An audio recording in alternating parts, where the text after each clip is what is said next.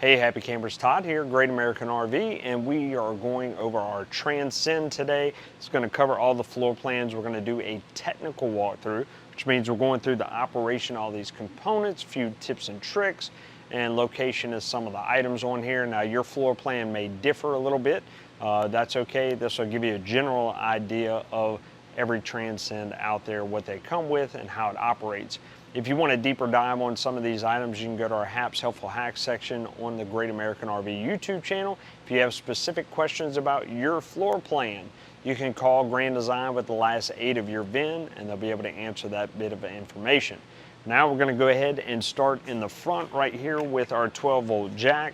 12-volt jack, extend and retract, and then on-off for our light switch. We have an override right here on the top. If we pull that cap off, we can put our crank handle in and manually operate that jack in the event that it goes out. If it does go out, one couple of things we can check is our 12-volt power. If we follow that line in, should see a little blade fuse right here on it. Check, make sure that fuse isn't blown. If your light isn't turning off and on, then obviously we have an issue with our 12 volts. We have no power. We want to go ahead and check that out. Save you from having to crank on that handle if you can.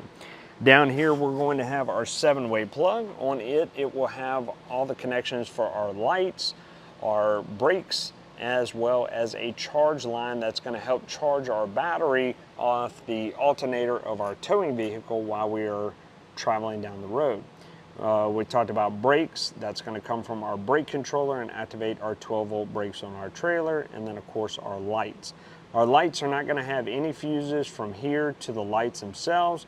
If we have any issues with our turn signals, running lights, brake lights, then we want to check the fuses under our towing vehicle to make sure that those aren't blown, because like I said, nothing is going to be in between this and the lights. Beyond that, with our brakes, we'll kind of jump back to that. We'll have this box right here. This is our breakaway box. So we need to take this cable right here. It has a loop on the end of it, put a little lanyard and hook that to the receiver hitch on our truck. We don't want to hook it to the actual sway control hitch or anything like that, because if that's what fails, we need that cable right there to go with our truck, and then pull this pin out of this box. And then as long as we have a good 12-volt battery on our trailer, it'll activate the brakes on the trailer and bring it to a stop. If we don't hook this up correctly, or if we don't have a good 12-volt battery, then the brakes are not going to activate and it's not going to stop the trailer. We always want to make sure this pin is fully pushed in whenever we hit the road, because we want to make sure that it's not inadvertently activating our brakes on the trailer. Behind that, that's where our 12-volt battery would be. We have our connections right there. Then of course we have our LP tanks under this cover, which we'll pull off right now. All right, so under our cover we have dual propane tanks. Turn them off, turn them on, right there with those 2 handles right there. We have our pigtails that lead to our dual propane regulator. We'll notice these are rubber. They are susceptible to heat and age over time. They are going to begin to crack and degrade. We want to make sure we change those out when that happens. And we should also be getting an LP check on our system on a yearly basis, but also in the event we ever change any of this stuff out, we want to get a check on that done then as well. So the way our dual propane regulator works is we have this dual selector valve right here. So if we turn it to this direction, this is now our primary tank. And this will give us the level of that. So all it's going to show is just clear. Unless it turns red, then that means that this tank is empty, in which case this regulator right here is going to automatically start pulling off of this tank so it doesn't interrupt your feed. If we come over here and notice that it's red, simply slide this over. Now this is our new primary tank, and we can get this one refilled. That's pretty much it. You have your main service line going into the trailer. Once again, also rubber. We want to make sure that we keep an eye on that and we don't have any degradation of that line going into our unit. Coming over to our driver's side, we have our side compartment here. We notice motion lighting right there that's going to pick up. We can leave it on, close our compartment door, it'll kick back on. To the side, we'll have our 110 outlets right here, GFCI protected, so that means we have a protection outlet on the inside that will operate this like a breaker. We'll show you on the inside. We have our satellite and cable input, so if we have a tripod satellite or an or an automatic satellite we want to go ahead and hook up right here, that will lead into our inside, and then cable would be from our cable at the campground. Down below that, we'll have our regular battery disconnect right here, and it does exactly what it says. It disconnects our battery. So we can go ahead and turn it to the off position, pull it out. We want to do that when we store our unit unplugged. If we are storing our unit plugged in, or we are using our camper, anything of that sort, we want to go ahead and leave this in the on position. Otherwise, our charging system is not charging our battery when we're plugged in. So we want to keep that in mind. Only turn this off if we are storing our unit unplugged. To the right of it is our solar prep disconnect. So if we had solar hooked up on here, it is prepped for all that, but it's not hooked up. If we had solar, we would go ahead and shut that off if we didn't want the solar to operate. It does not affect our regular battery disconnect right here. So whether you have this off and this on, that's perfectly fine, and that will keep your battery charged up with a little trickle charge off of your solar. Below that is our city water connection right here. That is where we can hook up for our city water from the campground or fill our fresh tank. We can do that with our little valve right here. Turning this way operates fill fresh tank. We'd hook our water hose up, turn it on, and that's going to begin to fill that tank on the inside. Then if we want actual city water, we're not worried about our tank, we're going to turn down for our city water, and that'll go ahead and initiate water to our fixtures on the inside. Now this cover right here had some screws and stuff in it. We pulled all that off, but we did it to show you we are inverter prepped, and we have this 110 wire right here that is looped, that Romex. We would go ahead and cut that and wire that into our inverter. An inverter changes 12 volts to 110. So if we're dry camping somewhere, we don't have a plug-in, we need to operate some outlets for TV, charging our phones, coffee maker, small appliances, right? We would go ahead and operate that inverter. So all our wiring is there for all this stuff. It is just not hooked up because obviously we don't have an inverter. We're also prepped with a solar controller, which would be the other wires that we have in here to operate off of our solar system. The controller changes solar power, which comes in at a higher voltage, down to actual charging voltage for our battery system.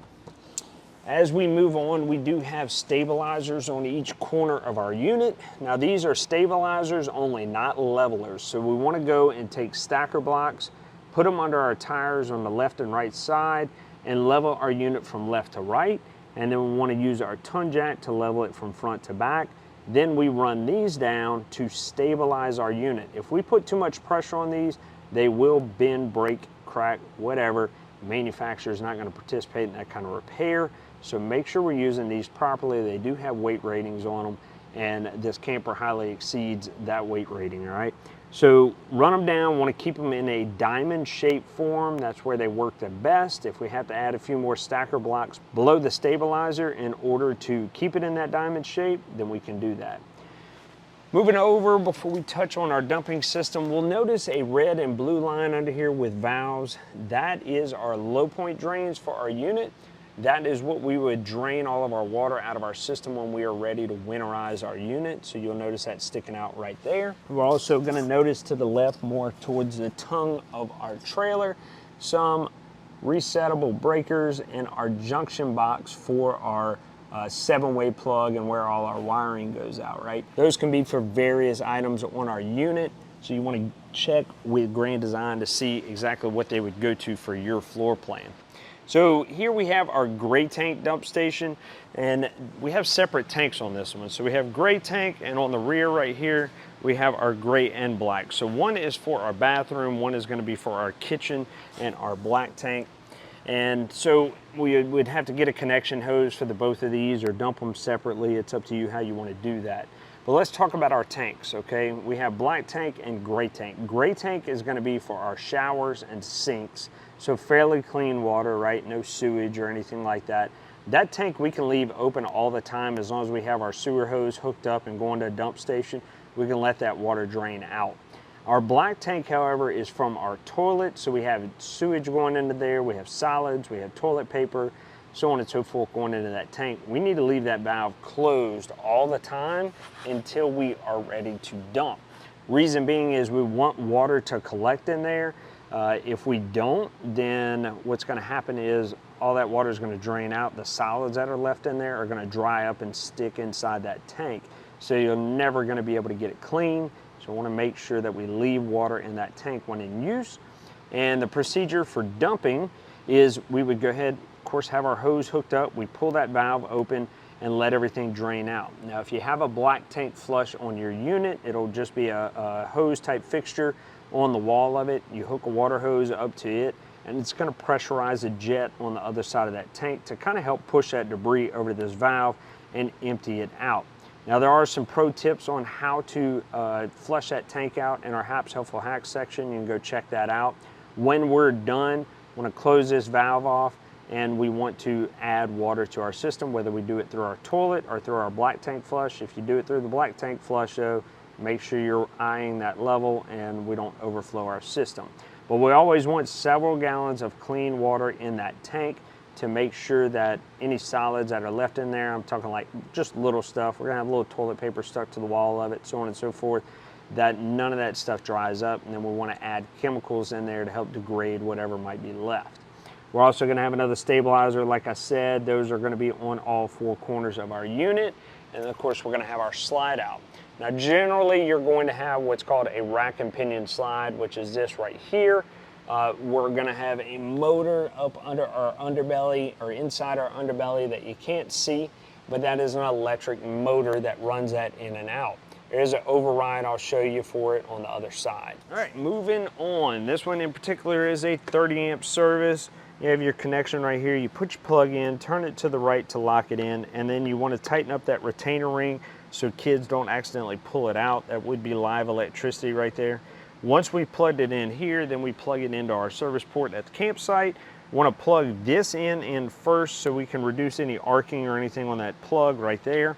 That can cause that plug to get hot and crack, degrade, so on and so forth. So plug this in first, then plug it in over there, and when you disconnect, unplug it there first and here second. On the back of our unit, of course, we have our bumper. Pull those plastic caps off. We can store our sewer hose inside there. We're going to be pre-wired for our backup camera up here. When we turn our running lights on, it'll send power to that. If we have that backup camera hooked up, we can see behind us when we're backing up or traveling down the road. You're also going to see your on-the-go ladder system right there by Lippert. You can get the telescopic ladder to gain access to your roof, easy storage, easy access. We want to get up and check that roof every 60 to 90 days. What we're looking at is we're looking at our sealant around all of our vents. We're also looking at our rubber up there to make sure we didn't poke any holes in it while we're traveling down the road from tree branches, so on and so forth. But mainly our sealant, every 60 to 90 days, we need to get up and check and make sure there's not any cracking, peeling, degrading sealant allowing water to enter our unit. That also goes for all of our sealant around our trims, around our accessories, our lights, all that stuff. We want to check all that sealant every 60 to 90 days. This is considered owner maintenance. It says so in your owner's manual. It's like changing the oil in your car. You want to stay on top of it, whether you keep it in a barn, under cover, in the sun, under the trees, I don't care. Check that sealant. Number one reason water gets into units is because people aren't maintaining their units properly. So make sure we're doing that. Here we have our little Suburban, get it open, Suburban tanked water heater. So we'll have electric right there and then propane as well. For our system, we'll show you how to turn all that stuff on the inside. Main thing we want to remember is anytime we operate this, we want to make sure we have water in our system. If we open this valve right here, we have water shoot out, we have water in the tank, you're good to turn it on. So if you ever drain your unit for winterization, we want to make sure we fill it back up.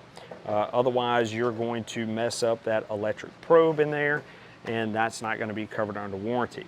Have a deeper dive on that Suburban tanked water heater on our HAPS Helpful Hacks section. Goes over the components and some diagnostics. You may want to check that out. Have a spray port right here with quick connect, a little coiled hose that comes with the unit. So you have a little shower in the back. Our Suburban furnace right here, this is going to be gas operated, or gas used to heat the air, of course, and then 12 volt operated. Same thing with our water heater, gas.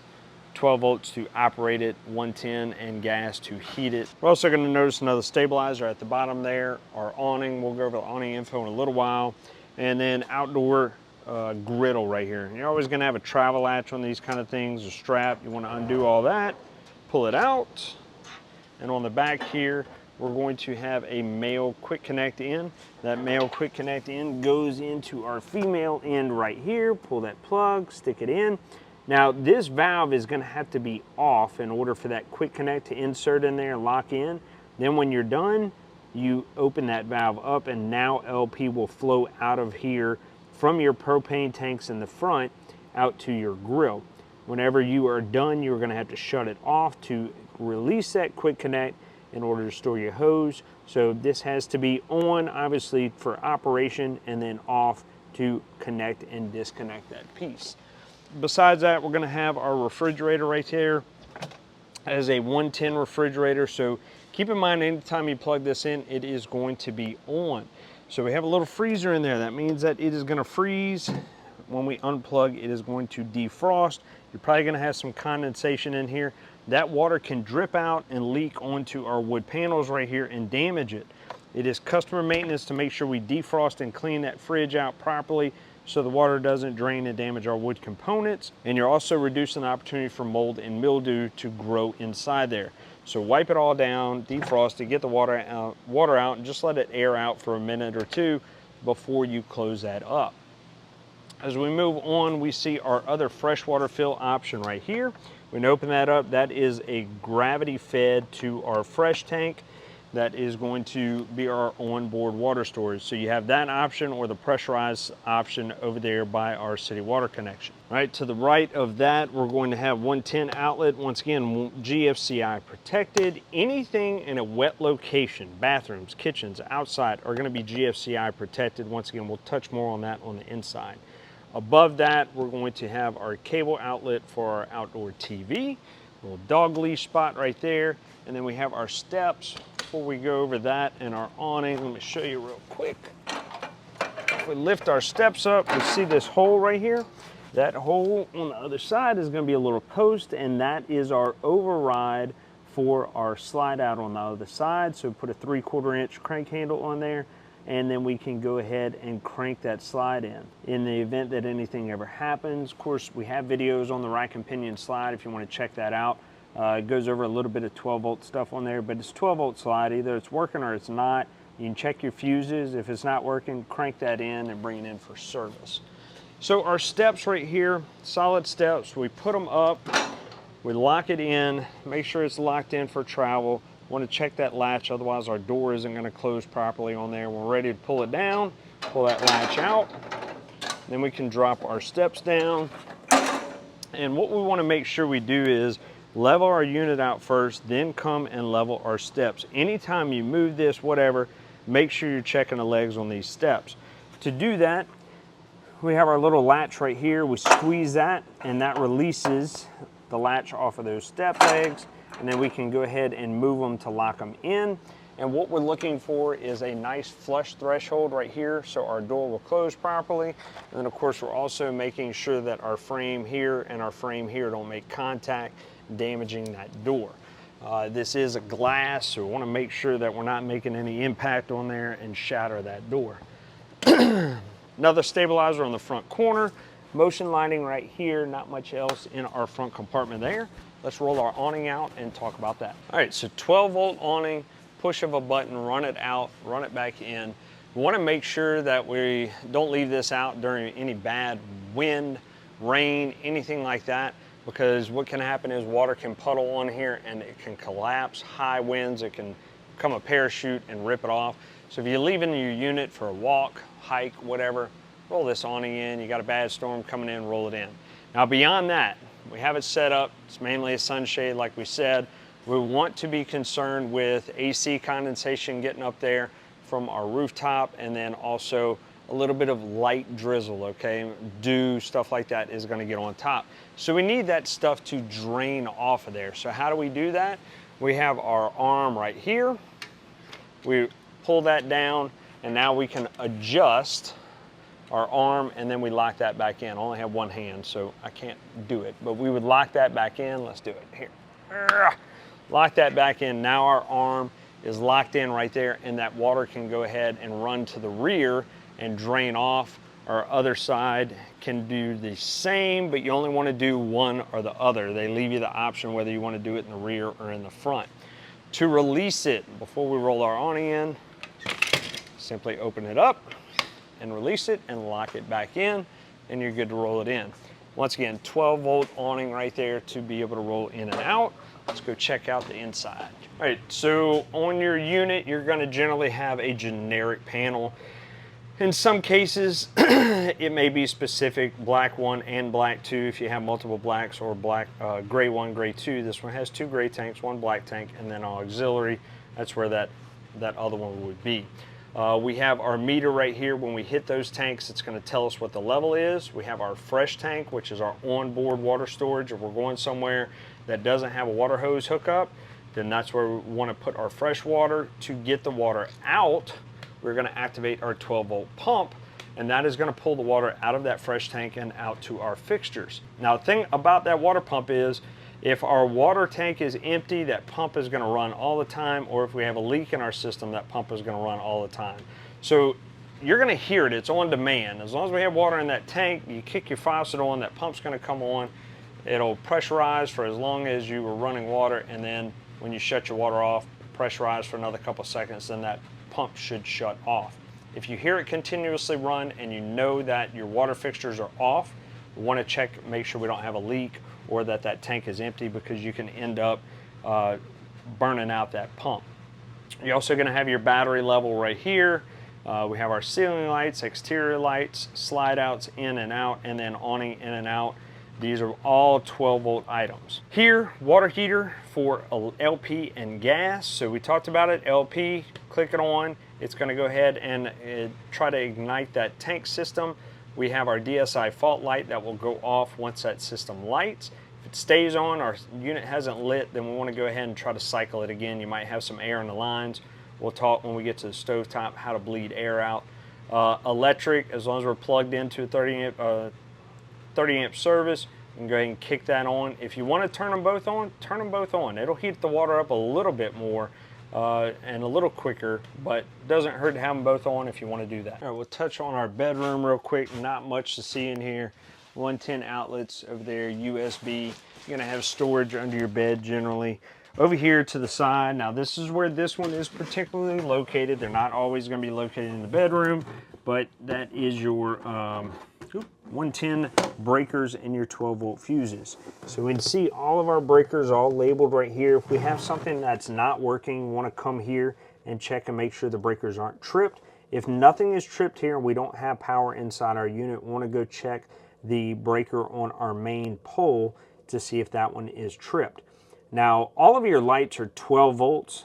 Only your 110 items are going to be like water heater, converter, AC, yada, yada, yada. All right.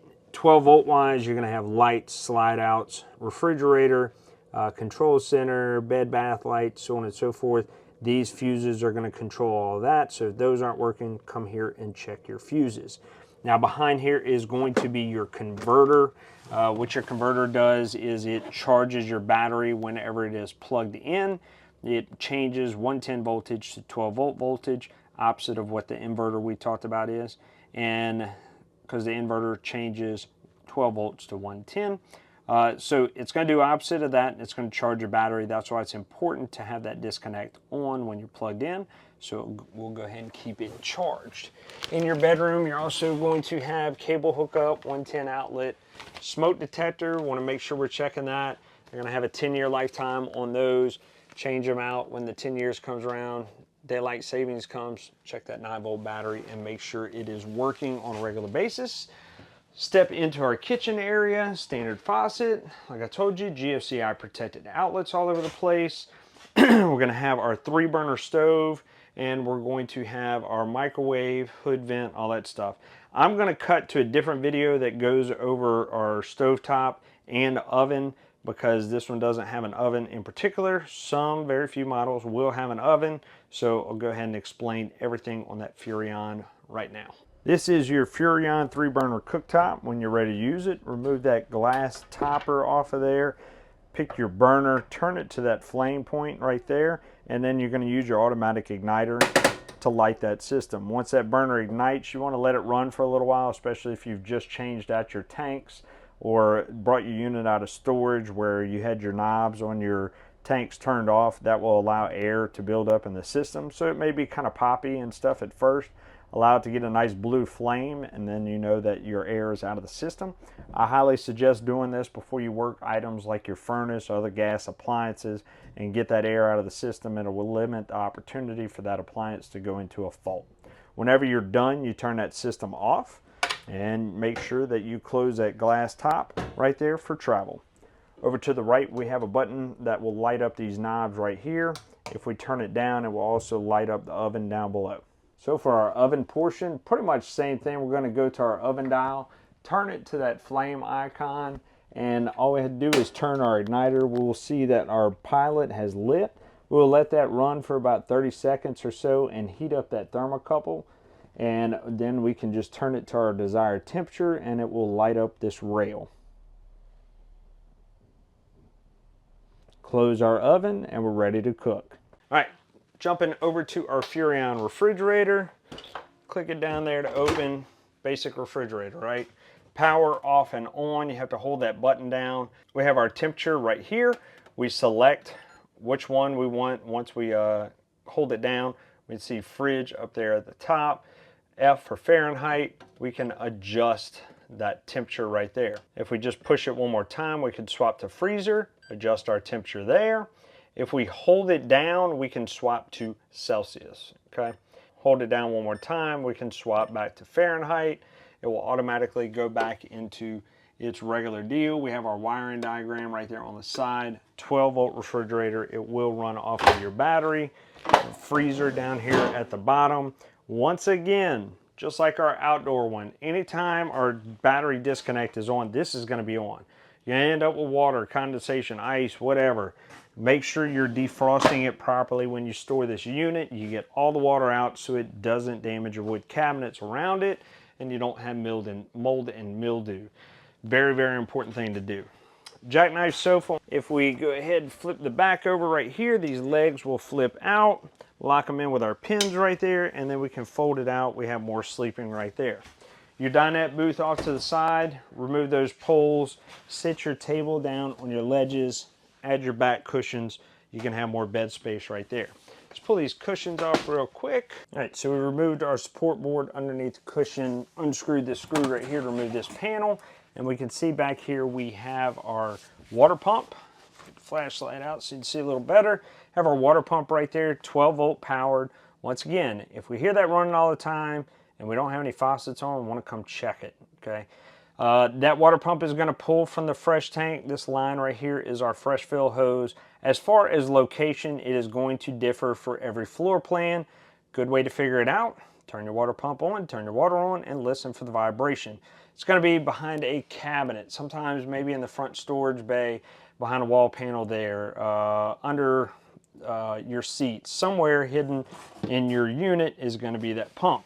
Now, we need to get to it every now and again because we see that screen filter right there. We need to pull that cover off and clean that filter every now and again and make sure that we're not allowing it to build up with algae and debris and restricting the water flow on our water pump, causing it more work. Now, the other line we're going to see here is our antifreeze line. This is when we want to winterize our unit. We are already prepped. We can go ahead and drop this into our RV antifreeze, turn that valve right there, kick our water pump on, and it's going to pull from that bucket of RV antifreeze versus from our water tank. Turn on our fixtures and then fill everything with antifreeze. Now, we do have a video that goes over more information on winterization, more details. You can go check that out, or you can refer to your owner's manual.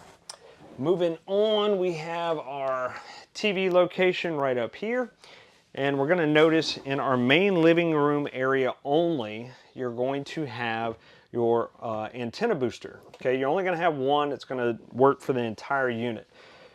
That antenna booster is turned off and on by that little red button right there. We can see our light turn on. What that is a 12-volt boost for our antenna to pick up more antenna channels in the area that we're at.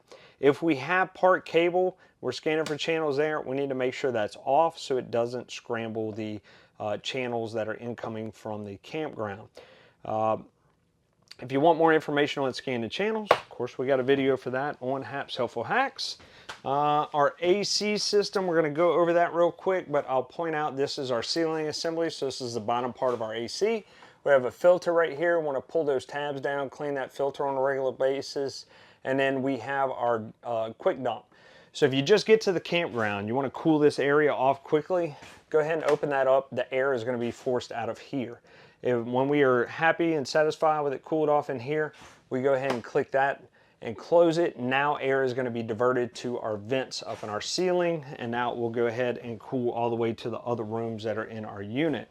As far as furnace goes, when we go over that operation, you're going to have little vents like the one in our bedroom here sticking out of the wall next to our breaker panel and stuff all over the place. That is where our hot air is going to come from. So hot air out the bottom, cold air out the top. Let's go ahead and talk about our Furrion thermostat. We'll start with our cool option first. Our cool will cool the air throughout our unit. We of course set our thermostat to whatever point we want it to be, and we have our fan speed options. We have low and high. For low and high, that fan will run all the time. Now whenever we want that fan to cut off, whenever the compressor cuts off, much like we likely do at home, we have it on auto. That system will shut off and on with the compressor. Our next mode is our heat mode. Our heat mode activates our gas-powered furnace on our unit. We choose our set point, and our heater will come on whenever necessary. There is fan speeds on here, but it does not change the fan speed on that furnace. It is a single fan speed on there controlled by the furnace board. Our next mode is our fan mode. Our fan mode simply circulates air throughout our unit without cooling it or anything. This will come out of our rooftop air, and we can just change from high to low to control that fan speed if we wish. That fan will stay on the entire time when we have it in our fan mode. Our last mode is our dry mode. Our dry mode is like a dehumidifier. We can choose our set point, and it will cool our unit down to that set point, and it will continue to cool past that, but alternate every 6 to 10 minutes off and on. That way it doesn't drop that temperature too low and freeze you out of the unit, but it still dries the air in your unit. Another thing to note with our furnace is that the air is going to come out of the vents on the floor. It's not going to come out of the rooftop air. Your only rooftop air is going to be your fan and your cool and your dry. Your heat will come out of those floor vents from the furnace. Somewhere in your unit, you are going to have your COLP detector right here, 12-volt powered, hardwired into your unit, so it's always going to be on. Green light lets you know that power is on here. You have a test button right there off to the side. These are good for 5 years. If you just go ahead, pull up, pull off, then you have your date right there on the back of it as to when it was manufactured. Some of them have the expiration date stamped on the front, but 5 years is all you have on this, and that is when you need to go ahead and replace it with a new one. We pull that little inspection panel off right there to lead to the back of the water heater. You're generally going to have a couple of valves on the back of it that will bypass that water heater for winterization. So Grand Design does a good job of giving you access to all of these items. In our bathroom, we have our standard hot-cold shower. You're always going to have a vent in there. We want to use that vent when we take a shower for sure to help reduce the humidity in here, reduce opportunity for mold and mildew. Going to have your toilet, of course. Now let's talk about our toilet. We have number 1 and number 2, okay? Liquids and solids. Now when we put our liquids in there, hit the pedal, flush it down the drain, send it to the black tank, right? If we have solids, okay, we want to hold that pedal down just a little bit. We can see our valve still closed at the bottom. It's spitting water out. We want to fill that bowl 1/2 to 3/4 of the way, then flush it. That way we have enough water in the bowl to help send those solids down, all the way down into the tank, and we reduce the opportunity for any clogging. We are not putting anything else in here besides liquids, the number 1, number 2, RV toilet paper. RV toilet paper only, so it degrades properly. And then our chemicals. Don't put anything else in here. It's probably going to get clogged up in the valve on the output. Seen it, done it. Nobody wants to deal with that. Expensive repair. Only put those items in here and use RV toilet paper. Over here, last thing is our GFCI outlet. Okay, we have it in our main bathroom in here. Generally, that's where it's going to be located. If we hit our test button right there, that is going to kill power to all of our GFCI protected outlets. To reset it, hit that reset button, comes back on. We see a very dim green light right there. Some of them are a little brighter than that. But that indicates that power is okay. Now, what can end up tripping this? One of those GFCI protected outlets that's in all of our wet locations gets wet. That will trip it. Or if we have too much stuff plugged into it, our griddle makers, coffee makers, blow dryers, all that kind of stuff plugged in all at once, it's going to trip this. So if you come over here and you try to reset it and it keeps tripping, go unplug some of those items and reset it, and then plug them in one at a time. Plug in too many, it's going to trip again. If it still doesn't work, we need to check those outlets, make sure that nothing is wet. Beyond that, that pretty much wraps up everything on our Grand Design unit. We also have our JBL radio system, Bluetooth on there. You have indoor, outdoor speakers. Not much else to cover on this. Pretty simple unit, great unit. To say the least, for the Grand Design Transcend. You can check it out at greatamericanrv.com. Hopefully this was a good refresher for you if you didn't get a good walkthrough from another dealership, because I know you did with Great American. If you have any questions, comments, anything like that, leave them down in the comments section. We monitor these videos regularly and more than happy to answer any questions. Thanks for watching here at Great American. Well, we hope you found that resourceful, but wait, there's more information on our Great American RV YouTube channel. This channel right here, find the playlist Hap's Helpful Hacks. We go over different products in this unit, and we'll take a deeper dive with more diagnostics, more information, as well as helpful tips when you're out camping.